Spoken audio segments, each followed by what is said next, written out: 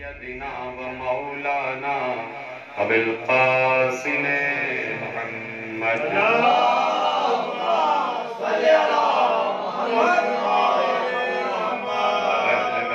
الطيبين الطاهرين المعصومين المظلومين المنتخبين المنتجبين الذين أذهب الله عنهم الرجس وطهرهم تطهيرا.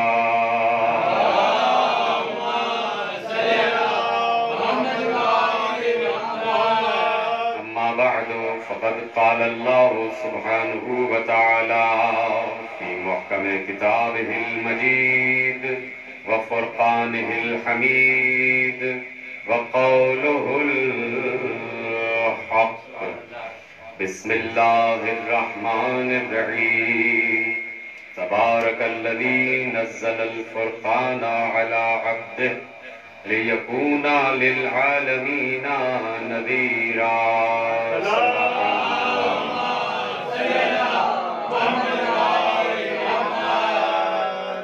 ماہ مبارک رمضان 1441 ہجری اور آج آپ چھٹی نشست میں تشریف فرما ہے اور جہاں جہاں گفتگو سنی جا رہی ہے تمام عالم اسلام رمضان کی سعادتوں اور برکتوں سے مستفید ہو رہا ہے.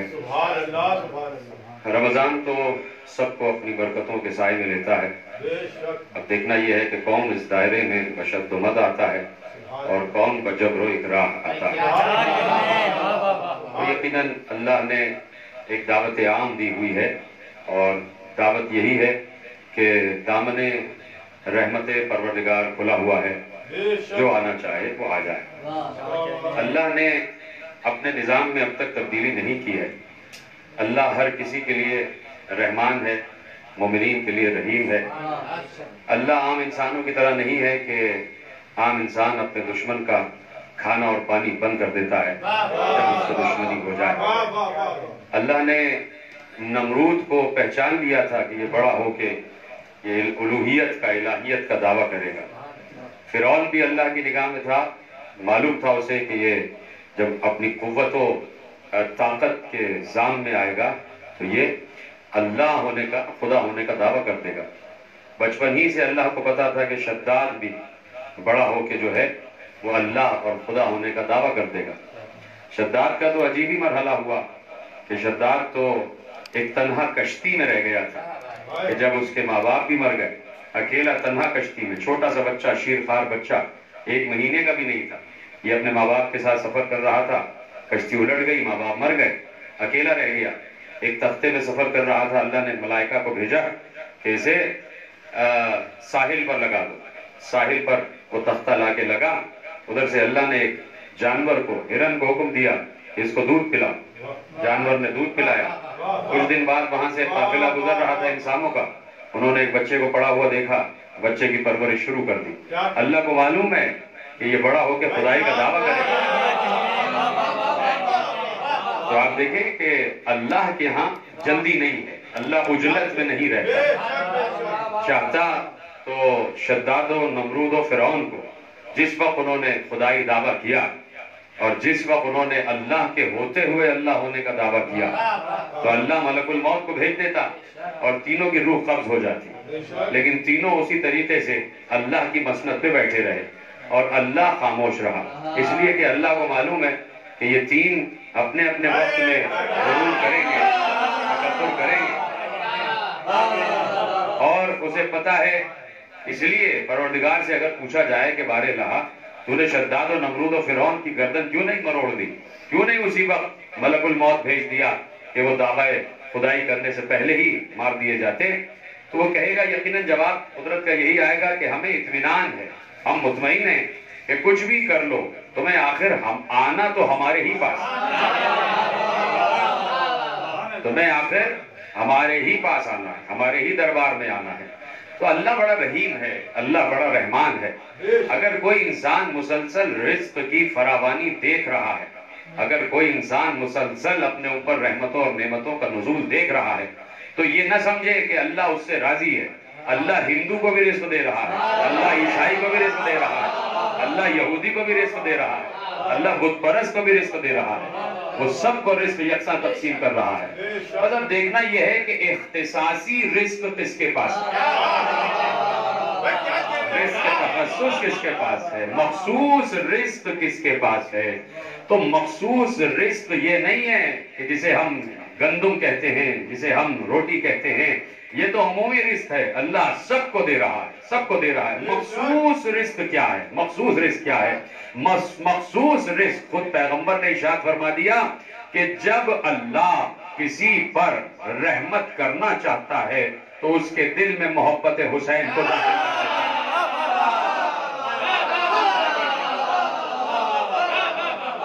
یہ ہے رزق مخصوص، یہ ہے رزق مخصوص۔ علم اللہ کی طرف سے آ جائے تو رزق مخصوص ہے، محبت و معرفت آل محمد آ جائے تو یہ رزق مخصوص ہے، یہ تخصص۔ محبت علی اختصاص ہے، اس لیے محبت علی ہر جگہ تقسیم نہیں ہوتی، محبت علی ہر جگہ تقسیم نہیں ہوتی۔ میں اکثر ایک جملہ کہتا ہوں کہ محبت و عشق علی پانی کی طرح سفر کرتی ہے، جیسے پانی نشیب میں اترتا ہے ویسے ہی محبت علی اچھے نسب والوں میں اترتا ہے۔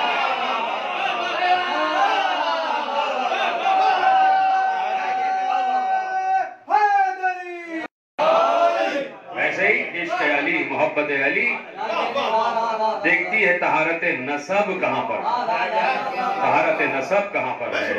اب یہ بھی اللہ کے خزانوں میں سے ایک خزانہ ہے، جسے معرفت آل محمد کہتے ہیں، آل محمد کی معرفت جسے کہتے ہیں، تو یہ اللہ کے مخصوص رزق میں سے رزق ہے، اور اللہ سے یہ رزق مانگو، طلب کرو، یہ رزق محبت و عشق علی کا رزق اللہ سے طلب کرو، اور جب وہ رزق حاصل ہو جائے اور دل میں علی کی محبت محسوس کرو تو خود میرے چھٹے امام جعفر صادق علیہ السلام کہ جب اپنے دل میں ہماری محبت کی ٹھنڈک کو محسوس کرو تو کثرت سے اپنی والدہ کو دعائیں دیا کرو۔ حدیث معصوم ہے، کثرت سے اپنی والدہ کو دعائیں دیا کرو۔ تو میرے عزیزو، میں نے اسی لیے کہا کہ یہ طہارت نسب کا معاملہ ہے۔ اگر اس وقت دنیا، یہ بات یہ ہے کہ کوئی یہ کہہ سکتا ہے کہ آپ کے یہاں کی حدیثیں ہمارے یہاں کی حدیثیں نہیں ہیں، یہ جتنی احادیث فضائل آل محمد کی پڑھی جاتی ہیں یہ ہمارے یہاں کی رکھی ہوئی حدیثیں نہیں ہیں، یہ پیغمبر کے یہاں کی حدیثیں ہیں، یہ پیغمبر کے یہاں کی حدیثیں ہیں، پیغمبر نے ارشاد فرمایا ہے۔ تو 1400 برس ہو گئے جہاں پر بھی بات پہنچ رہی ہے، 1400 برس ہو گئے ہم نے آج تک مدحت علی کی ہی نہیں ہے، آج تک فضیلت علی بیان ہی نہیں کی ہے۔ ہم 1400 برس سے وہی بیان کر رہے ہیں جو رسول بیان کر چکے، رسول کے بیان کو دہرایا جا رہا، یہاں سے کوئی نئی بات نہیں کی جا رہی۔ کل بھی میں عرض کر رہا تھا کہ تفسیر کی نہیں جا رہی، تفسیر بیان کی جا رہی ہے۔ جو آل محمد نے تفسیر کر دی وہ تفسیر بیان کی جا رہی ہے۔ کسی بڑے سے بڑے عالم و عالم تک کو یہ اجازت نہیں دی گئی ہے کہ وہ تفسیر قرآن کرے، مفسر قرآن صرف آل محمد ہے۔ یہ تو ایک اصطلاحی لفظ لگ جاتا ہے مفسر قرآن، اس میں بات چھپی ہوئی ہے کہ یہ مبین مفسر قرآن، یہ تفسیر قرآن کے بیان کرنے والے ہیں، یہ تفسیر قرآن کرنے والے نہیں ہیں۔ بالکل ایسے ہی کہ جیسے لفظ علامہ ہے، تو علامہ تو کوئی بھی نہیں ہو سکتا سوائے آل محمد کے۔ علامہ صیغہ مبالغہ ہے عالم کا، ایک بہت بڑے عالم کو علامہ کہا جاتا ہے۔ اب اصطلاحاً ہر ذاکر کو علامہ کہہ دیا جاتا ہے تو وہ اصطلاحاً کہا جاتا ہے، معنن نہیں کہا جاتا، معنن نہیں کہا جاتا۔ اسی طریقے سے اب پہلے تو یہ ہوتا تھا کہ آیت اللہ کی جو سند ہے وہ بڑے بڑے علماء کے پاس رہتی تھی، اب جتنے بھی یعنی گلی گلی محلے محلے میں ہیں اکثریت کے ساتھ آیت اللہ لکھ رہے ہیں۔ تو اب اس میں بھی آیت اللہ جو لفظ ہے اور آیت اللہ کی جو سند ہے وہ بھی اصطلاحاً ہے، اصطلاحاً میں اور آپ آیت اللہ ہو سکتے ہیں لیکن معنن آیت اللہ صرف آل محمد ہے۔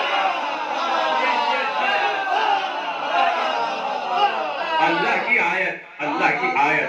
بڑے بڑے علماء گزر گئے ہمارے کلینی سے لے کے اور خمینی تک، یہ جو واقعاً آیات اللہ تھے اور جن کے نام میں سج رہا تھا. اس لیے میں نے کہا کہ کوئی مفسر قرآن نہیں ہے، جیسے علامہ لگ جایا کرتا ہے تو کوئی یہ نہ سمجھے. اس لیے کہ ہمارے ہاں بسن معذرت ہمارے ہاں قوم میں تنقید نگار بہت ہے، بہت تنقید نگار. جس کو کوئی کام نہیں ہے وہ تنقید کر رہا ہوتا ہے. لوگ یہی کہا کرتے ہیں بھائی علامہ کہاں سے آ گئے، کہاں سے ڈگری آ گئی. کہیں سے ڈگری نہیں آئی. اصطلاحاً کچھ لفظ مشہور ہو جاتے ہیں، وہ مشہور ہو گئے. ویسے تو ذاکر بھی کوئی نہیں ہے. جب اللہ ذاکر ہے تو کوئی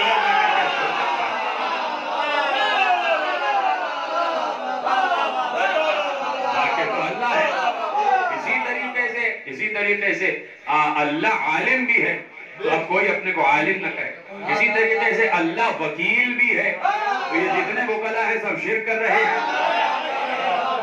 نا کہ یہ اصطلاحاً کچھ باتیں کر دی جاتی ہیں، تو ایسی باتیں نہیں کرنی چاہیے. تو میں نے اسی لیے عرض کیا کہ اب اگر کوئی یہ کہے کہ بھائی آپ جو باتیں کرتے ہیں کہ علی کی فضیلت پورا قرآن آپ کے یہاں روایت موجود ہے اور پیغمبر سے بھی روایت موجود ہے، اور خود علی نے اپنے متعلق ارشاد فرما دیا کہ پورا کا پورا قرآن میری مدح میں نازل ہوا. اب علی کے علاوہ کسی نے یہ جملہ کہا نہیں، اور یہ جملہ سجدتا ہے محمد کے وسیع پر. وسیع مصطفیٰ پر یہ جملہ سجدتا ہے، اور کسی وسیع پر نہیں.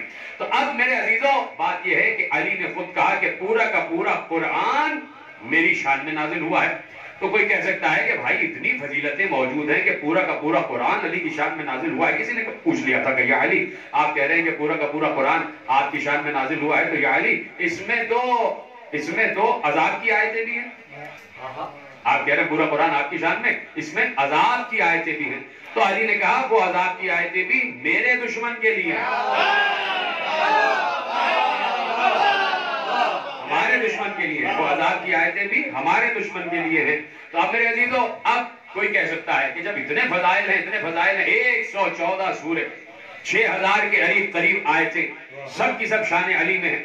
ہر گھر میں قرآن موجود ہے، ہر گھر میں، دنیا کے تقریباً کم و بیش ہر گھر میں. یعنی کوئی پڑھے لکھے اگر یہودی ہیں تو انہوں نے بھی قرآن کا ایک نسخہ، جیسے ہمارے یہاں انجیل و توریت کا نسخہ گھروں میں رکھا رہتا ہے، ویسے ہی ان کے قرآن کا بھی ایک نسخہ رکھا رہتا ہے مختلف لائبریریز میں. عیسائیوں کا بھی رکھا رہتا ہے، ہندو بھی قرآن اپنے گھر میں رکھتے ہیں، اس کا ترجمہ پڑھتے ہیں. تو کم و بیش ہر گھر میں قرآن موجود ہے. تو لوگ کہہ رہے ہیں کہ بھائی بات یہ ہے کہ جب پورا کا پورا قرآن شان علی میں نازل ہوا ہے، آپ کہہ رہے ہیں توریت میں بھی آل محمد کا تذکرہ موجود ہے، انجیل میں بھی آل محمد کا تذکرہ موجود ہے، زبور میں بھی آل محمد کا تذکرہ موجود ہے، تو سب کے سب محبت علی پر متفق کیوں نہیں ہو جاتے؟ بھائی بات تو یہاں پہ آتی ہے نا کہ سب کے سب پھر محبت علی پر متفق کیوں نہیں ہو جاتے؟ کیوں نہیں آیتیں پڑھتے اور کہتے علی علی؟ کوئی آیت پڑھیں علی علی کرنا شروع کر دیں، جبکہ قرآن کی ہر آیت بقول علی علی علی کر رہی ہے. تو ہر آدمی علی علی کیوں نہیں کرتا؟ ہر آدمی محبت علی پر مجتمع کیوں نہیں ہو جاتا؟ اسی دن کے لیے پیغمبر نے کہا کہ علی کی محبت کے لیے طاہر النسب ہونا ضروری ہے، صاحب ایمان ہونا ضروری ہے. جو منافق ہوگا محبت علی اس کے دل میں نہیں آ سکتی. یہ ہم نے نہیں کہا، یہ رسول نے کہا ہے. میں نے کہا کہ رسول کی حدیث ہے کہ جہاں نفاق آ جائے، جہاں منافقت آ جائے، وہاں محبت علی نہیں آ سکتی. کیوں؟ اس لیے کہ نفاق نجاست ہے اور محبت علی طہارت ہے. اور اللہ نے آیت تطہیر میں اعلان کر دیا ہے کہ جہاں طہارت ہوگی وہاں نجاست نہیں ہوگی، اور صاحبان تطہیر سے اللہ نے نجاست کو دور کر دیا ہے. تو اب یہ تمام آیات، تمام احادیث یہ جو کہ تو موجود ہیں، تفسیر میں بھی موجود ہے، تاریخ میں بھی موجود ہے، اور قرآن میں بھی موجود ہے. جب آیت تطہیر قرآن میں موجود ہے اور اس کی تفسیر ہمارے یہاں تفسیر میں موجود ہے اور تاریخ میں موجود ہے کہ بھائی نجاست کو طہارت سے دور رکھا گیا ہے. تو اب دیکھنا چاہیے، خود طے کرے انسان کہ طہارت کے دائرے میں کون آ رہا ہے. آگے بڑھ لئیے، طہارت کے دائرے میں کون آ رہا ہے؟ آیت تطہیر جب نازل ہوئی ہے تو کن پر نازل ہوئی؟ اور اس میں جو پڑھائی کے اور مطالعے کے شوقین حضرات ہیں جو مجھے اس وقت دیکھ بھی رہے ہیں، سن بھی رہے ہیں، میں ان کی توجہ حاصل کرنا چاہتا ہوں، چاہے وہ مسلک اہل سنت سے ہوں، چاہے مسلک اہل تشیع سے ہوں، کہ بھائی بات یہ ہے کہ تاریخ میں لکھا ہوا ہے، تفسیر میں لکھا ہوا ہے، بہت سی تفاسیر ہیں، کئی تفاسیر ہیں. یعنی اس میں من جملہ میں تمام تفاسیر کی بات کر رہا ہوں کہ جب آپ آیت تطہیر کے شان نزول پڑھیں گے کہ وہ کیسے اور کس ماحول میں نازل ہوئی ہے. تو ام المومنین حضرت عائشہ فرماتی ہیں، اور حضرت عائشہ سے یہ روایت ہے کہ میں نے خود دیکھا کہ چادر میں یہ 5 جمع ہوئے. یہ ام المومنین سے روایت ہے کہ 5 چادر میں جمع ہوئے، محمد و علی و فاطمہ و حسن و حسین. یہ پوری جو ہمارے حدیث قصہ پڑھی جاتی ہے یہ جابر بن عبداللہ انصاری سے بھی ہے، یہ ام المومنین حضرت عائشہ سے بھی ہے، اسی طریقے سے جیسے ہمارے یہاں موجود ہے. تو وہ کہتی ہیں کہ یہ 5 چادر میں جمع ہو گئے، اور جیسے ہی 5 چادر میں آ گئے تو اللہ کے رسول نے آسمان کی طرف رخ کر کے کہا اللہم ان ہؤلاء اہل بیتی. یعنی جب تک 5 چادر میں نہیں آئے تھے تو پیغمبر نے یہ نہیں کہا کہ یہ میرے اہل بیت ہیں. جب یہ 5 چادر میں آ گئے تو کہا پروردگار یہ میرے ہؤلاء اہل بیتی وخاصتی وعامتی لحمہم لحمی ودمہم دمی یؤلمنی ما یؤلمہم ویحزننی ما یحزنہم انا حرب لمن حاربہم وسلم لمن صالبہم انا عدو لمن عاداکم ومحب لمن احبہم انہو منی وانا منکم. پورا پیغمبر نے جملہ کہہ دیا اللہ سے مخاطب ہو گیا. اور جب جمع ہوئے ہیں چادر میں تو ایک اور ام المومنین موجود ہیں جناب ام سلمہ، وہ بھی روایت کر رہی ہیں. تو 2 امہات المومنین سے ہے یہ روایت، اور خود دختر رسول سے بھی ہے، اور ایک صحابی رسول سے بھی. تو آپ دیکھیں یہ روایت ایسی ہے کہ جو صحابہ و اہل بیت دونوں میں مشہور ہے، دونوں مشہور ہے. تو اب جب 5 چادر میں آئے تو پیغمبر نے کہا، جب چادر سے باہر تھے تو پیغمبر نے کہا یہ گھر جو ہے نا یہ تمام جو گھر والے ہیں یہ اہل بیت ہیں، اس لیے کہ اس میں جناب ام سلمہ بھی تھی سلام اللہ علیہا. لیکن جب یہ چادر میں آ گئے تو متفق علیہ روایت ہے، مفسرین نے لکھ دیا کہ محمد و علی و فاطمہ و حسن و حسین یہ چادر میں آ گئے. جب یہ چادر میں آئے تو کہا پروردگار ایسا پاک کر دے جیسا پاک کرنے کا حق ہے. فوراً آیت تطہیر کا نزول ہو گیا کہ ہم نے تمہیں ایسا پاک کر دیا جو پاک کرنے کا حق ہے، اور نجاست کو تم سے دور کر دیا. تو اب نجاست دور ہے محمد سے، نجاست دور ہے علی سے، نجاست دور ہے فاطمہ سے، نجاست دور ہے حسن سے، نجاست دور ہے حسین سے. تو اب خود ان کے قریب نہ آنے والا یہ سوچ لے کہ کہیں میں نجس تو نہیں ہوں.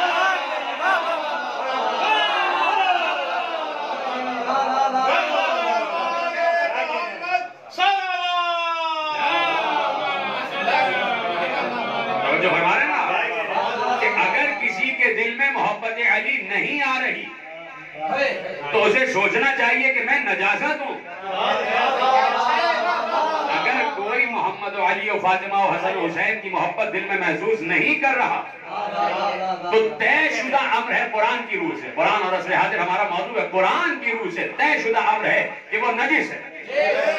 میں نے اسی لیے کہا کہ جا کے پڑھیے گا، ہر روایت نے لکھا ہے، ہر تفسیر نے لکھا ہے کہ یہ 5 چادریں تطہیر میں جو آئے تو ان کے لیے آئے تطہیر نازل ہوئے. کچھ احمق لوگ کہتے ہیں کہ بھائی یہ پنجتن پاک نہ کہا کرو، کچھ احمق ترین لوگ کہتے ہیں کہ پنجتن پاک نہ کہا کرو، پاک نہ کہا کرو. اور وہ میں نے دیکھا ہے کہ وہ 7 قسم کے رنگ برنگ وہ پہنا کرتے ہیں، لوگ کیا کہتے ہیں اس کو، دستاریں، مختلف رنگوں کی دستاریں پہن رہے ہیں. کہتے ہیں پنجتن پاک کیا ہوتا ہے بھائی؟ کیا صرف یہی پاک ہے؟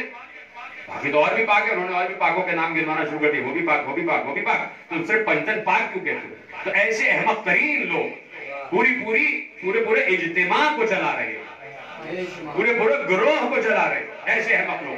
اب ایسے احمق لوگوں کو جو اپنا قائد مانے وہ کتنے احمق ہوں گے؟ ارے بھائی ان کو بتایا جائے پنجتن پاک اس لیے کہا جاتا ہے کہ ان کی شان میں پاکیزگی والی آیت نازل ہوئی، اس لیے پاک کہا جاتا ہے. ان کی شان میں آیت تطہیر نازل ہوئی ہے، اس لیے پنجتن پاک کہا جاتا ہے. اور کسی کو پیغمبر نے اپنی چادر میں جمع نہیں کیا. یہ نا اپنے بہت سے شم رسالت کے پروانے تو بہت سے تھے، کسی پروانے کو چادر میں نہیں بلایا. چادر پیغمبر نے کسی سے شیئر نہیں کی، یا تو آیت تطہیر کے وقت 4 سے، علی و فاطمہ و حسن و حسین سے، یا شب ہجرت علی سے.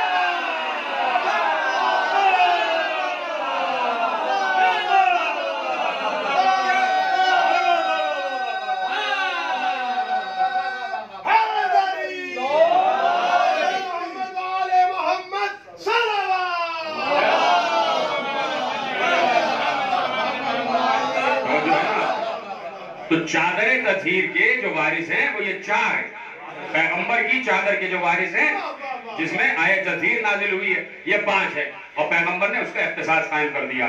تو اب فیصلہ کن جملہ یہی ہے اور اس میں کسی استدلال کی ضرورت بھی نہیں ہے, اس میں کسی حوالے کی ضرورت بھی نہیں ہے.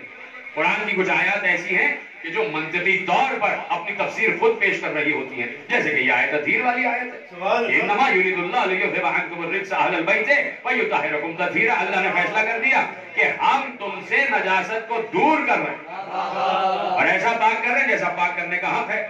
تو اب آیت تطہیر سوائے ان 5 کے کسی اور پر نازل نہیں ہوئی. تو یہی ہے پاک, یہی ہے طیب و طاہر. پیغمبر جب بیٹھے ہوئے ہیں منبر پر اور یہ مباہلہ جیت لیا اور اس کے بعد پیغمبر نے کہا کہ ہم مباہلے کی تیاری کر رہے تھے, چادر میں تھے اور آیت تطہیر نازل ہو گئی, ہم پر اللہ نے آیت نازل کی ہے انما یرید اللہ لیذھب عنکم الرجس اہل البیت ویطہرکم تطہیرا. پیغمبر نے آیت تلاوت کی تو ایک جلیل القدر صحابی نے کھڑے ہو کے پوچھا یا رسول اللہ الرجس سے کیا مراد ہے؟ الرجس جو صحابی کھڑے ہو کے سوال کر رہے ہیں وہ کہیں ہندوستان سے نہیں آئے تھے, وہ روم سے نہیں آئے تھے, حبش سے نہیں آئے تھے, وہ کسی اور ملک سے نہیں آئے تھے, وہ عرب تھے, عربی جانتے تھے, عربی زبان کے ماہر تھے. اس کے باوجود رسول سے پوچھ رہے ہیں الرجس کا کیا مطلب ہے؟ اس کا مطلب ہے کہ صحابہ بھی جانتے تھے, صحابہ بھی جانتے تھے کہ آیت کا ظاہر بھی ہے اور آیت کا باطن بھی ہے, آیت کا ظاہر بھی ہے اور آیت کا باطن بھی ہے. اس لیے انہوں نے کھڑے ہو کے پوچھا یا رسول اللہ الرجس سے کیا مراد ہے؟ اس کا مطلب ہے کہ ظاہری معنی ان کو معلوم تھے, عرب میں جو رجس کے معنی ہیں وہ انہیں پتا تھے, لیکن جب انہوں نے کہا کہ یہاں آیت میں لفظ رجس استعمال ہوا ہے تو اب پیغمبر سے پوچھ رہے ہیں یا رسول اللہ اس کے معنی, اس کے باطنی معنی, اس کے روحانی معنی آپ مجھے بتائیے کہ یہاں اللہ کیا کہنا چاہتا ہے. عربی زبان تو کہہ رہی ہے رجس, وہ کہہ رہے ہیں یہاں اللہ کیا کہنا چاہتا ہے, الرجس سے کیا مراد ہے؟ تو پیغمبر نے کہا الرجس ہوا شک, شک کرنا نجاست ہے.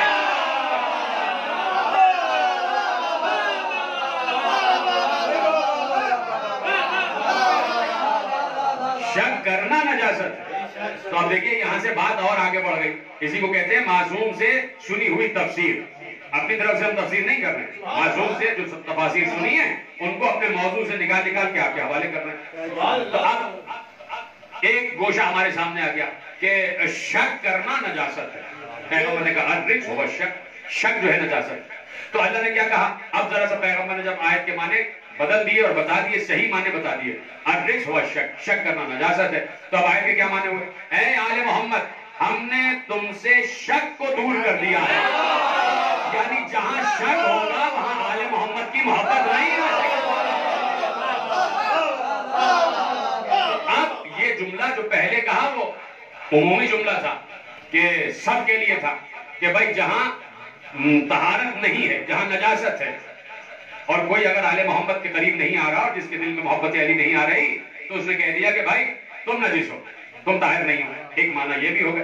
اب ذرا اس کو کنفائن کر دو معنی کو کہ کچھ اندر گھر میں بیٹھنے والوں کو علی سمجھ میں نہیں آ رہا تو وہ نجس تو ہو نہیں سکتے, اس لیے کہ علی کی محبت تو ہے, علی کی محبت تو ہے لیکن پورا علی سمجھ میں نہیں آ رہا. تو ان کے لیے کیا ہے؟ گھر والوں کے لیے کیا؟ گھر والوں کے لیے یہ ہے کہ بھائی جب تک شک رہے گا تب تک علی دل میں نہیں اترے گا.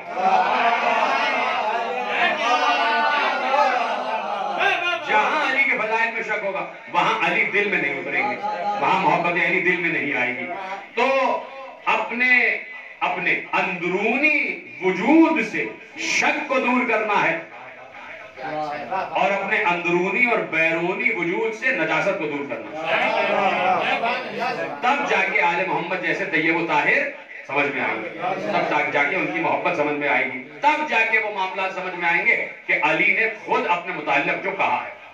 تب پتہ چلے گا کہ یہ جو معجزات آل محمد بیان کیے جاتے ہیں یہ کوئی قصہ کہانی نہیں ہے. آج شروع ہو رہی ہے, میں نے ابھی تو کہا قریب ہو کے بات کرنا چاہتا. یہ کوئی قصہ کہانی نہیں ہے.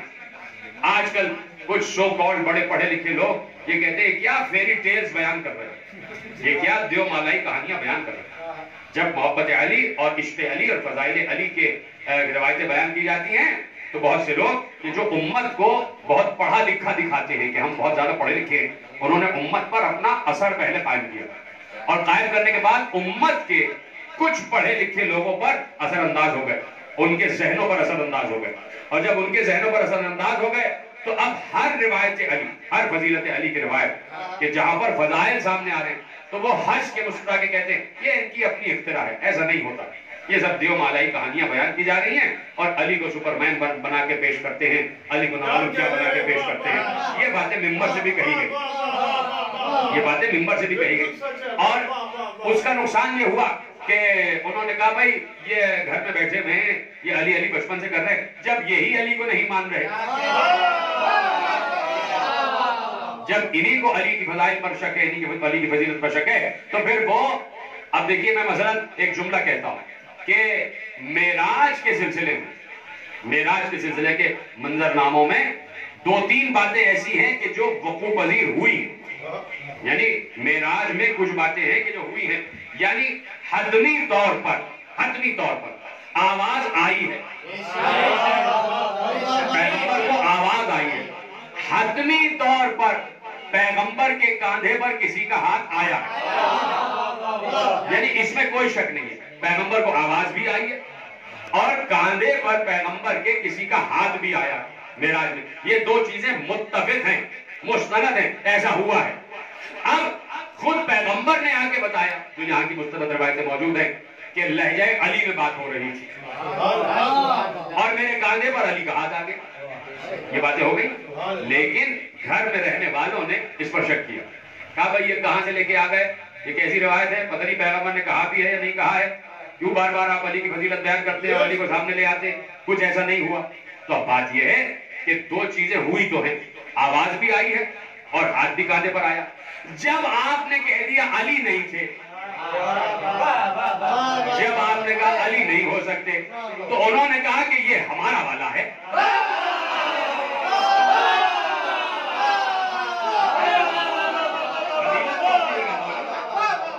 فضیلت تو اپنی جگہ موجود ہے. اب آپ کے شک نے یہ نقصان پہنچایا. اور دیکھیے یہ ضروری نہیں ہے کہ آپ کے شک نے نقصان پہنچا دیا. بات یہ ہے کہ ذات علی کو نقصان نہیں پہنچایا، ذات علی کو نہیں، آپ نے اپنی آنے والی نسلوں کو نقصان پہنچایا. آپ نے انہیں اللہ سے دور کر دیا، آپ نے انہیں الوہیت سے دور کر دیا.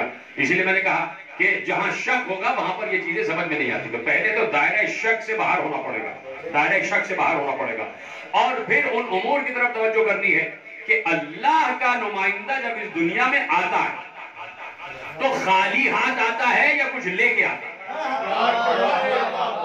آج الگ پیرائے میں بات ہو رہی ہے، بالکل منطقی بات ہوگی اور لاجیکل بات ہوگی کہ اللہ کا نمائندہ جو آسمان سے زمین کی طرف آ رہا ہے، زمین پر اللہ کا نمائندہ. مثلا حضرت آدم علیہ السلام، حضرت آدم اللہ کے نمائندے تھے زمین پر، تو خالی ہاتھ آئے، کچھ بھی لے کے نہیں آئے. آپ بتائیں کیا حضرت آدم خالی ہاتھ آئے؟ یعنی آدم کو بھیجا گیا، وہ تمام باتیں بعد میں آ گئی کہ وہ خطا ہوئی تھی اور خطا معاف کر دی گئی اور کیا وہ سب بات یعنی جتنی باتیں سب بات کی باتیں. لیکن جو اہم ترین جملہ ہے وہ کیا ہے کہ ہم نے آدم کو دے کے بھیجا. کیا دے کے بھیجا؟ علم آدم الاسماء کلھا. ہم نے آدم کو خالی ہاتھ نہیں بھیجا، ہم نے آدم کو کل کے کل اسماء کا علم دے کے بھیجا. اور یہ وہ تمام اسم تھے، یہ میری آپ کو دوسری تقریر یاد ہوگی کہ یہ اسم اعظم ہوتے ہیں جن کے ذریعے سے انبیاء معجزہ دکھاتے ہیں. حضرت عیسیٰ اسم اعظم کے ذریعے سے مٹی کا پرندہ بناتے تھے، اس میں روح پھونکتے تھے. حضرت عیسیٰ اسم اعظم کے ذریعے سے مردوں کو زندہ کرتے تھے. حضرت عیسیٰ اسم اعظم کے ذریعے بیماروں کو شفا دیتے تھے. حضرت عیسیٰ اسم اعظم کے ذریعے نابیناؤں کو بینائی دیتے. تو کیا کہا؟ ہم نے آدم کو کل کے کل اسماء کا علم دے دیا. وہ کل کے کل کا مطلب یہ ہے کہ جتنے اسم آدم برداشت کر سکتے تھے. ہاں یہ نہیں، میں کل اس پر بات کروں گا کہ جناب آدم کو کتنے صحیفے عطا ہوئے اور ان کے علم کی وسعت کیا تھی، اس پر کل انشاءاللہ بات ہوگی. تو اب جو بھی اللہ کا نمائندہ زمین پر آتا ہے وہ خالی ہاتھ نہیں آتا، اللہ اسے کچھ نہ کچھ دے کے بھیجتا ہے۔ مثلا اب دیکھیں جملہ میں آپ کے حوالے کر رہا ہوں۔ مثلا جناب سلیمان نے کہا علمنا منطق الطیر وَأُوتِينَا مِن كُلِّ شَيْءٍ۔ حضرت سلیمان نے کہا کہ اللہ نے ہمیں پرندوں کی بولیوں کا علم دیا،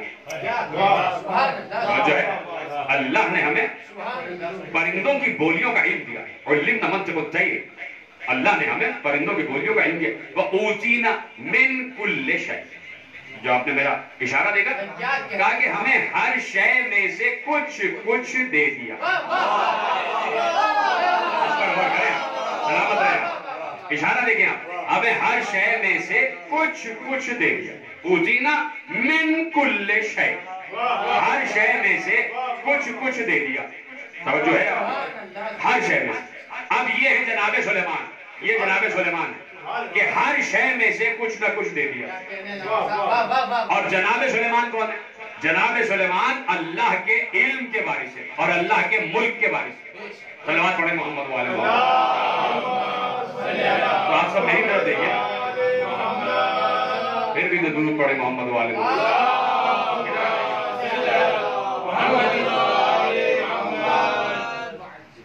ایک درود اور پڑھیں محمد والے۔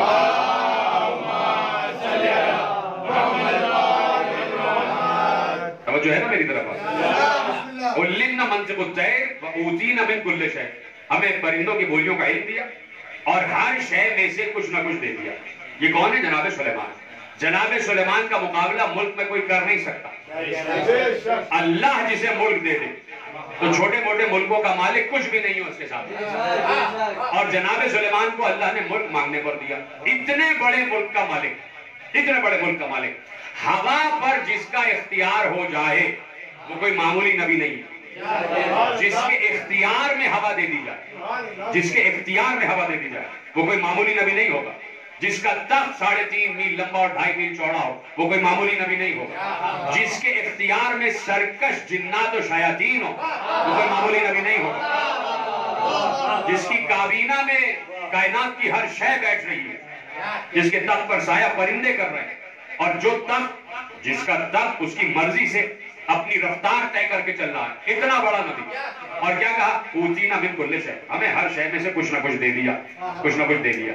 اب دیکھیں لفظ من سے آپ سے زیادہ کوئی آشنا نہیں ہے۔ میں نے جب کتاب پر گفتگو کی تھی تو اس میں نے بتایا تھا کہ وقال الذی ومن عنده علم من الکتاب، مشہور آیت ہے اور ہم بچپن سے سن رہے ہیں کہ جناب سلیمان کے دربار میں وہ بولا جس کے پاس کتاب میں سے تھوڑا سا علم تھا۔ تو یہ من جو ہے نا، من کا مطلب ہوتا ہے تھوڑا سا، تھوڑا سا۔ اور پھر دوسری آیت میں نے پڑھی تھی کہ جہاں کہا کہ وقال الذین کفروا لست مرسلا قل کفی باللہ شہیدا بینی وبینکم ومن عنده علم الکتاب، کہ میری رسالت پر اللہ گواہ ہے اور وہ گواہ ہے جس کے پاس پوری کتاب کا علم ہے۔ تو من کا مطلب ہے تھوڑا تھوڑا، اور الکتاب یعنی پوری کتاب۔ اب یہ لفظ آپ یاد رکھیے گا، جناب سلیمان نے کہا اوتینا من کل شے، ہمیں ہر شے میں سے کچھ کچھ دے دیا، کچھ کچھ دے دیا۔ تو اب میرے چھٹے امام جعفر صادق علیہ السلام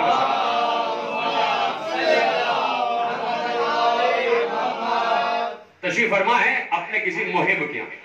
آپ سوچیے، وقت کا امام، وقت کا معصوم، اللہ کا نمائندہ، معصوم نمائندہ، اللہ کی حجت، کسی کے گھر مہمان بن کے آ جائے۔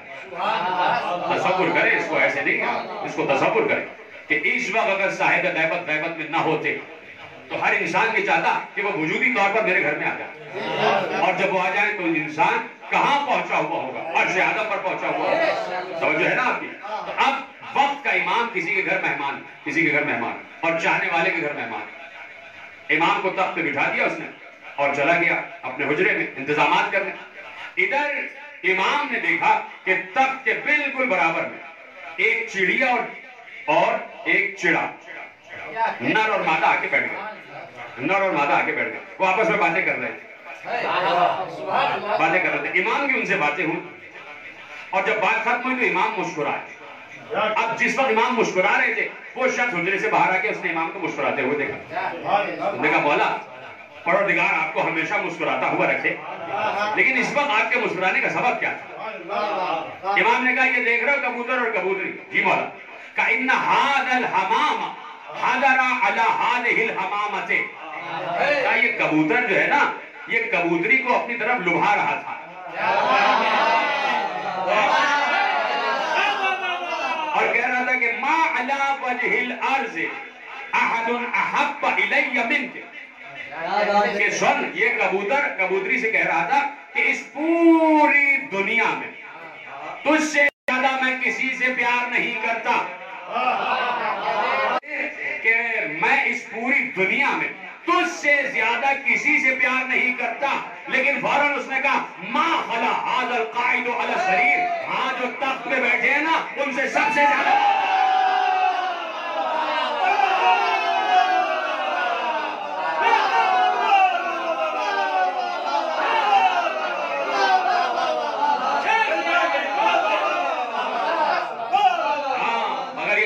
بیٹھے ہوئے ہیں اس سے بھی زیادہ ان سے محبت کرتا ہوں. ایک دم وہ جو صحابی تھا وہ امام کا جاننے والا ایک دم متحیر ہو کے کہتا ہے مولا آپ پرندوں کی بولی کا علم جانتے، آپ ان کا علم جانتے.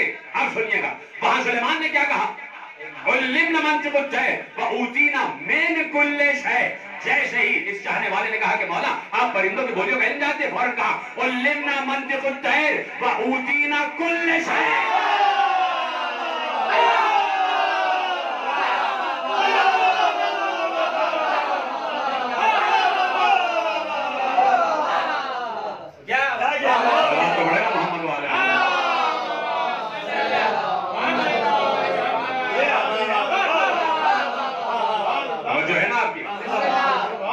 اوتینا کل شے، ہمیں ہر شے دی ہے.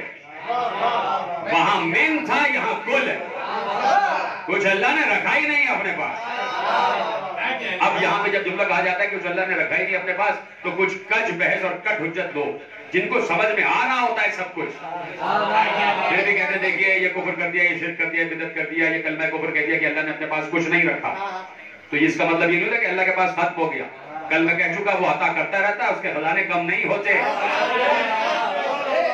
یہ محاورتن ہوتا ہے، محاورتن کہا جاتا ہے. اللہ ہے وہ اللہ، الہیت ہے اس کے پاس، الوہیت ہے اس کے پاس، معبودیت کی صفت ہے اس کے پاس. تو کیا کہا کہ ہمیں ہر شے عطا کی ہے، ہر شے عطا کی ہے. اسے کیا مطلب ہے کہ کائنات کی ہر شے پر ہماری اطاعت واجب ہے، ہماری اطاعت واجب ہے. اب اگر کسی کو یہ بات سمجھ میں نہیں آتی تو فوراً پلٹاؤ اسے جناب سلیمان کی طرف کہ سلیمان پرندوں کی بولیوں کا کیسے علم جانتے تھے، کس مدرسے میں پڑھے تھے، کون سا استاد تھا جو انہیں پرندوں کی بولیوں کا علم سکھاتا تھا. تو اب الٹیمیٹلی جناب سلیمان ہی سے پوچھنا پڑے گا کہ آپ کو پرندوں کی بولیوں کا علم کیسے آ گیا، آپ کا استاد کون تھا. وہ پلٹ کے کہیں گے کہ میرا استاد جبریل بھی نہیں تھا بلکہ اللہ تھا. اللہ ہے میرا استاد، اللہ نے مجھے علم دیا ہے. تو علم اپنے نمائندے کو اللہ دیتا ہے، اللہ عطا کرتا ہے. قدرت اللہ دیتا ہے، اختیار اللہ دیتا ہے، اقتدار اللہ دیتا ہے، علم اللہ دیتا ہے، علم اللہ دیتا ہے. سب سے بڑھ کر حسن بھی اللہ دیتا ہے. آپ خود دیکھ لیجئے کہ جہاں محبت علی نہیں ہے وہاں چہروں پہ کراہیت ہے. جملہ کہہ دو کہ جہاں اللہ کے چہرے سے نفرت ہے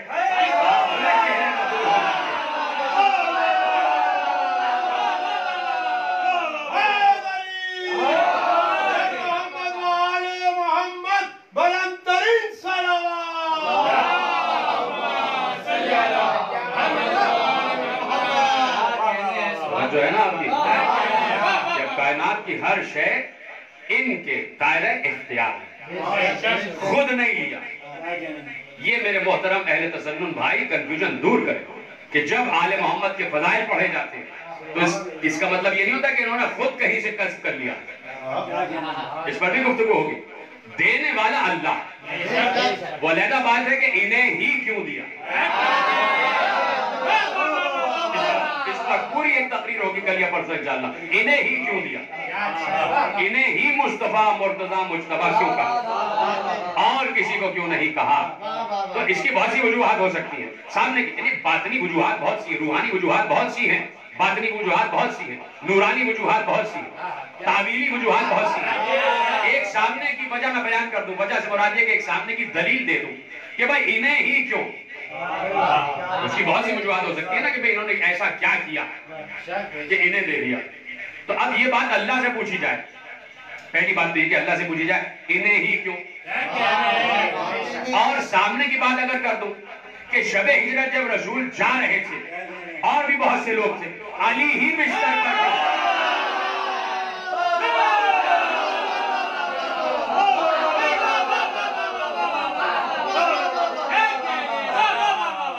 بستر پر علی ہی کیوں اور کوئی کیوں نہیں. توجہ ہے نا. تو اب جو جواب یہاں ہوگا وہ جواب وہاں پر بھی ہو جائے گا. دیکھنے والی بات ہے نا کہ جو جواب یہاں پر ہے وہ وہاں پر بھی ہو جائے گا. بات آج کہیں اور جانی تھی، ذرا ادھر ادھر چلی گئی، لیکن ہوں میں تفسیر قرآن ہی کے دائرے. باتیں آیات قرآن ہی کی روشنی میں ہو رہی ہیں. تو آپ دیکھ رہے ہیں کہ کس طریقے سے قدرت جو ہے وہ اپنے مصطفیٰ مرتضیٰ مجتبیٰ بندوں کا تعارف کرا دیتی ہے. اب جب ہجرت کی بات ہی آ گئی تو دیکھیے جب آپ ام المومنین حضرت عائشہ کے بیانات کو سماعت فرمائیں گے، مطالعہ فرمائیں گے، تو انہوں نے پیغمبر ختمی مرتبت حضرت محمد مصطفیٰ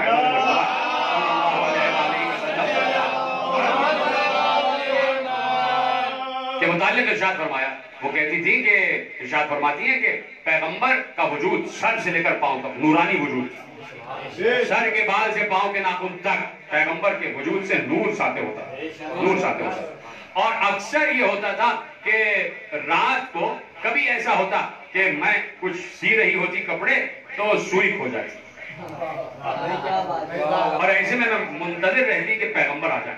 ان کے نور کی روشنی میں سوئی کا دھوپ لے.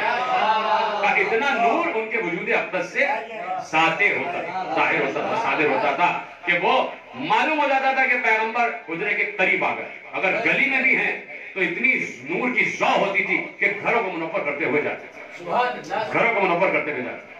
تو وہ فرماتی ہیں کہ پیغمبر سر سے لے کر پاؤں تک نور کا مجموعہ. اب پیغمبر جب آ رہے تو پیغمبر نے امامہ بھی پہنا ہوا، قبا بھی ہے، ابا بھی ہے، نالین بھی. نہ امامہ نور کو روک پا رہا ہے،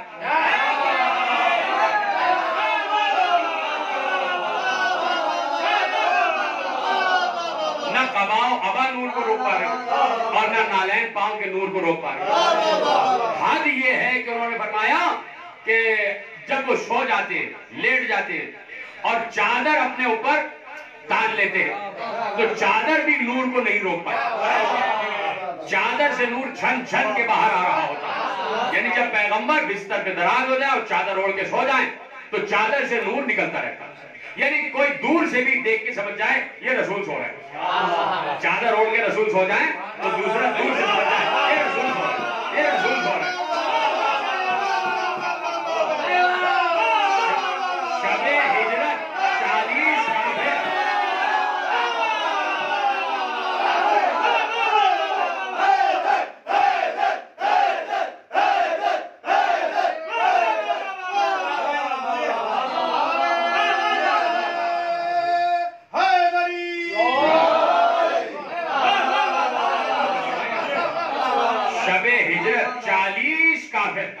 رات بھر پیغمبر کے گھر کے گرد کھڑے رہے اور دیکھتے رہے کہ بستر پہ رسول سو رہے ہیں. تبھی تو رکے رہے نا، ان کو پتا تھا کہ رسول سو رہے ہیں. تو اب جس طرح سے رسول کے وجود اقدس سے نور ساطع ہو رہا تھا تو اسی طرح علی کے بھی وجود اقدس سے نور ساطع ہو رہا تھا.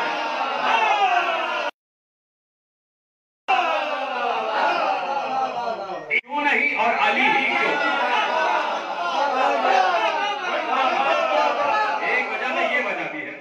کہ پیغمبر اسے ہی سلا کے جانا تھا کہ جو پیغمبر کی طرح جس کے وجود سے ویسے ہی نور ساطع ہو جیسے وجود مصطفیٰ سے نور ساطع ہوتا ہے. تو اب اگر کوئی کہتا ہے کہ یہی کیوں تو ہم وہ پوچھیں گے کہ شب ہجرت یہی کیوں؟ جو جواب یہاں پر ہے وہی جواب وہاں پر بھی ہو جائے گا. تو اب اس کے جوابات ہیں. خود آل محمد نے بتایا کہ بھائی ہم ہی کیوں. کل یا پرسوں کی تقریر میں اس کا جواب دیں گے انشاءاللہ کہ بھائی آل محمد ہی کو مصطفیٰ کیوں بنایا, انہی کو اپنے علم کا وارث کیوں بنایا, انہی کو ہر نبی پر فضیلت کیوں دی ہے. محمد و آل محمد ہی کو اللہ نے فضائل کیوں دیے ہیں, اور ان کے لیے ہی کہا اور کسی کے لیے نہیں کہا. بہت سی آل رہ رہی تھی, مکے میں بہت سی آل, آل فلانا آل فلانا آل فلانا, بنو فلانا بنو فلانا بنو فلانا, یہ ساری آل رہ رہی تھی. صرف ایک آل کے متعلق اللہ نے کہا ام یحسدون الناس علی ما آتاہم اللہ من فضلہ فقد آتینا آل ابراہیم الکتاب والحکمت وآتیناہم ملکا عظیما. ہم نے آل ابراہیم کو کتاب بھی دے دی, حکمت بھی دے دی, ملک عظیم بھی دے دیا, تو کرتے رہو حسد.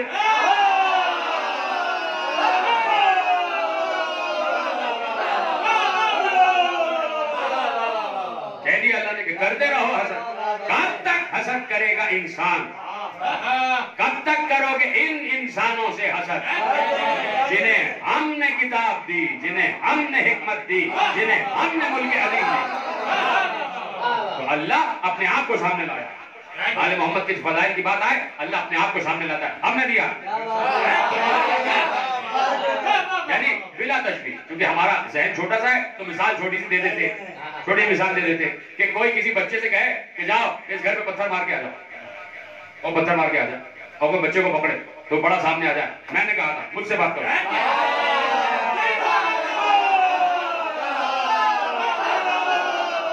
مثال دی ہے میں, مثال بلا تشبیہ سمجھانے کی مثال دی ہے.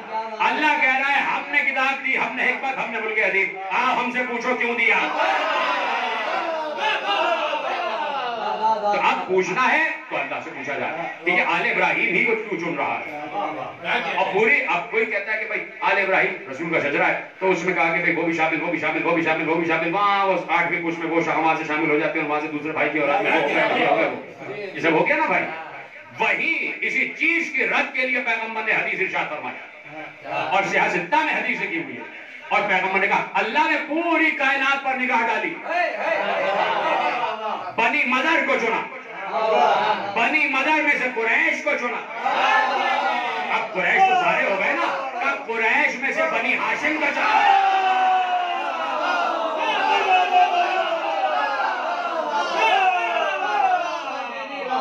آپ دیکھیں نا کہ خود پیغمبر نے ایک بار جو فوکس کر دیا اور کہا کہ کوئی اور کسی بنی والا داخل نہ ہو, بنی ہاشم میں سے ہوں میں. نبوت کے لیے اللہ نے بنی ہاشم کو چنا. یعنی جملہ پلٹ دوں, فضائل کے لیے اللہ نے بنی ہاشم کو چنا. اللہ نے چنا, اللہ نے چنا. یہ ہمارا افتخار ہے کہ ہم بنی ہاشم کا تذکرہ کریں, اور دنیا کو ایک اوپن آفر ہے کہ تم بھی اس فخر میں شامل ہو جاؤ. دیکھیے ہم نے کوئی دیوار نہیں کھڑی کی ہوئی ہے کہ کوئی ادھر نہیں آئے گا آل محمد کی طرف, خبردار کوئی اور فضائل نہیں پڑے گا. ہم نے کوئی دیوار نہیں کھڑی کی ہے. اب مسئلہ یہ ہے کہ ہم بیٹھ کے فضائل بیان کر رہے ہیں, آپ بھی کیجیے. کون منع کر رہا, کون منع کر رہا. یہ میں نے بار بار کہا کہ کسی کی دشمنی میں آپ راہ عدل سے نہ ہٹ جائیں, کسی کی دشمنی میں آپ آل محمد سے دور نہ ہو جائیں. یہ ایسا نہ ہو کہ آپ راہ ہدایت سے ایک بار جو اترے تو راہ ضلالت کی طرف چلے جائیں. یہ وہ والی ضلالت ہے جسے ولد ظالین والی ضلالت کہتے ہیں, یعنی گمراہی کی طرف چلے جائیں. تو اس لیے اللہ نے ایک قوم کو رکھا ہر دور میں کہ وہ قوم محمد و آل محمد کا تعارف کراتی رہے. بھئی اگر ہم بھی آل محمد کا تذکرہ نہ کرتے اور آپ ہی کی طرح اور دیگر کا تذکرہ کرتے تو پھر کہاں سے آل محمد کی بات آتی.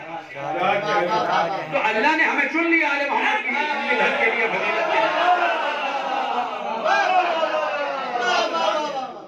اب یہ کنفیوژن بھی دور ہو جائے کہ خود اصحاب مدح آل کرتے رہے, خود اصحاب کرام آل محمد کی مدحت کرتے رہے, خود اصحاب کرام نے علی کے فضائل پڑھے ہیں اور علی کے محبت کا دم بھرا.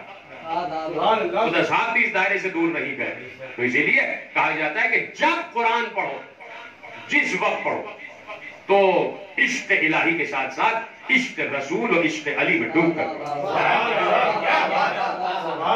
اس لیے کہ خود علی کہہ رہے ہیں کہ پورا قرآن ہماری فضیلت میں نازل ہوا ہے. یہی بات تھی کہ علی نے کہا کہ دیکھو ان کا نعرہ تو ٹھیک ہے لیکن ان کا مطلب غلط ہے.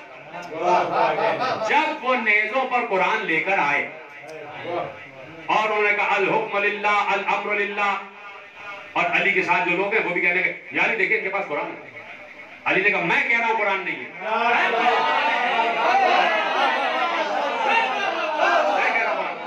علی نے کہا ان کا نعرہ ٹھیک ہے، اس نعرے سے ان کا مقصد غلط ہے. نعرہ حق ہے، علی کا جملہ ہے، نعرہ ان کا حق ہے، مقصد باطل ہے. مقصد باطل ہے.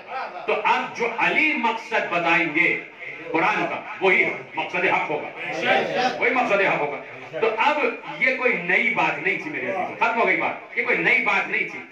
اس وقت علی کے سامنے قرآن صامت کو نیزوں پہ بلند کیا اور کربلا میں قرآن ناطق کو نیزے پہ بلند کیا. قرآن ناطق کو نیزے پہ بلند کیا. قرآن ناطق وہ کہ جس کے گلوے مبارک کو رسول چوما کرتے ہیں. آج شب جمعہ ہے اور رمضان المبارک کا پہلا شب جمعہ، اور شب جمعہ آپ سمجھتے ہیں ایک تو شب جمعہ، دوسرے یہ کہ رمضان المبارک. آپ دیکھیے کہ اس کی سعادتیں کتنی بڑھ گئی. رمضان کا شب جمعہ اور اس میں ہم ذکر کر رہے ہیں اور خود آل محمد کا تو کتنی فضیلتیں ہیں، کتنی سعادتیں ہیں. اور اگر کسی کی آنکھ میں بیٹھے بیٹھے ایک قطرہ اشک آ جائے تو یقین فرمائیں کہ یہ شب اس کے لیے شب قدر بن جائے.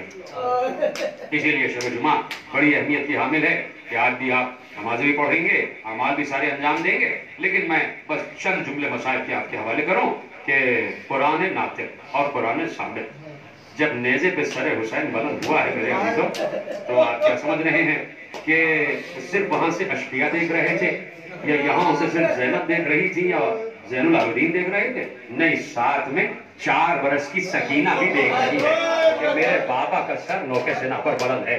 وہ بچی کہ جو اپنے بابا کے سینے پہ سویا کرتی ہے، جب اس نے دیکھا ہوگا کہ بابا کا کٹا ہوا سر نوکے سینہ پر بلند ہے، تو میں پوچھنا چاہتا ہوں صاحبان اولاد سے کہ کیا گزر رہی ہوگی اس وقت اس بچی پر کہ نہ صرف یہ کہ بابا کا کٹا ہوا سر دیکھ رہی ہے، لیکن میرے عزیزوں راوی کہتا ہے یہیں پر اختتام نہیں تھا کہ بچی کو یتیم کر دیا گیا.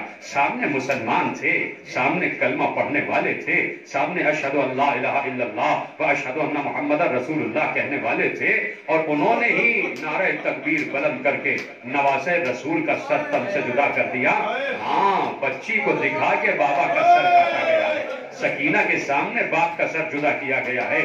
صرف یہیں پر اکتفا نہ کیا بلکہ راوی کہتا ہے قیامت تو اس وقت ہو گئی کہ جب بچی کے دامن میں آگ لگ گئی، جب بچی کے رخسار تماچوں سے نیلے کر دیے گئے، جب بچی کے کانوں سے گوشوارے چھین لیے گئے. تو اب سوچو کیوں نہ ماتم کیا جائے آل محمد کے ان مسائب پر کہ اگر مسائب بیان کرنے والا یہ کہہ دے تو کوئی ناراض ہونے والی بات نہیں ہے میرے عزیزوں کہ سامنے اگر کافر ہوتے تو شاید صبر آ جاتا، لیکن جو سامنے ہیں تماچے مارنے والے وہ مسلمان ہیں، خیموں کو آگ لگانے والے کلمہ گو ہیں، ارے سامان لوٹنے والے کلمہ گو ہیں، مسلمان ہیں.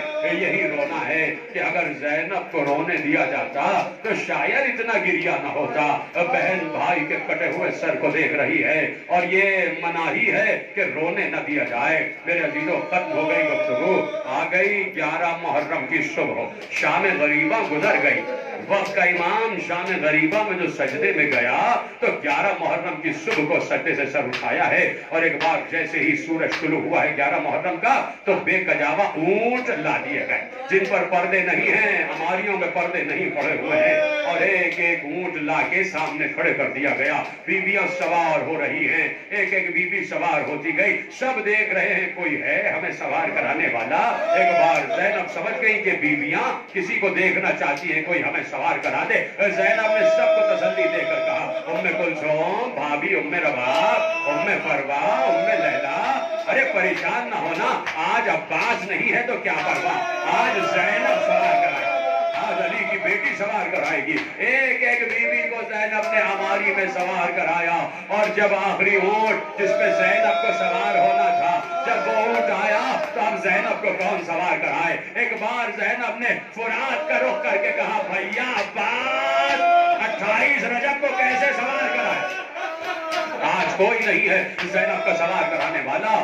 الغرض زینب بھی سوار ہو گئی ناقے پر, اور اب جو ناطے بڑھائے گئے کوفے کی طرف لے جایا جا رہا ہے. ختم ہو گئی گفتگو. یہی مسلمانوں کو بتانا چاہتا ہوں کہ کربلا میں ہوا کیا ہے. کیوں نہ گریا کرے محمد کی حال پر, کیوں نہ اشک شوئی کرے محمد کی حال پر. ذرا سنو تو کہ ظلم کی انتہا کر دی گئی, ظلم کے پہاڑ توڑ دیے گئے. اب جیسے ہی ناقوں کو بڑھایا گیا کہ یہاں سے کوفے کی طرف جانا ہے, تو کہا نہیں, سامنے والے راستے سے نہیں, ان بیویوں کو وہاں سے لے جاؤ جہاں مقتل میں ان کے وارثوں کے لاشیں پڑے ہوئے ہیں, جہاں ان کے بچوں کے لاشیں پڑے ہوئے ہیں, جہاں کٹے ہوئے لاشیں پڑے ہوئے ہیں. ایک بار وہ بیویاں جو بے کجابہ اونٹوں پر سوار تھی, جب مقتل سے گزاری گئی, آخری جملہ تقریر کا, ارے ام لیلا کو دکھا کر علی اکبر کا گلا کاٹا گیا, زینب کو دکھا کر اور محمد کے گلے کاٹے گئے. ایک ایک بیوی آواز دے رہی تھی, یا رسول اللہ و علیہ و عباسا و حسینا. الا لعنت اللہ علی القوم الظالمین فسیعلم الذین ظلموا ای منقلب ینقلبون. بار الہ ہماری اس عظیم عبادت کو شرف قبولیت کے اعلیٰ درجے میں لگاتا. پروردگار جہاں جہاں حاضرین بیٹھے ہوئے مجلس سن رہے ہیں, پروردگار سب کی قواعد شریعہ کو قبول اور مقبول کر. پروردگار ہم کو اس آئی ہوئی بلا سے اور وبا سے محفوظ فرما. پروردگار ہمارے دلوں میں محبت حسین اور ولایت علی کو راسخ فرما. ہمارا خاتمہ بالایمان ولایت علی پر فرما. امام زمانہ کے ظہور میں تعجیل فرما. ایک سورہ فاتحہ مرحوم مغفور عباس کا عطیہ اللہ.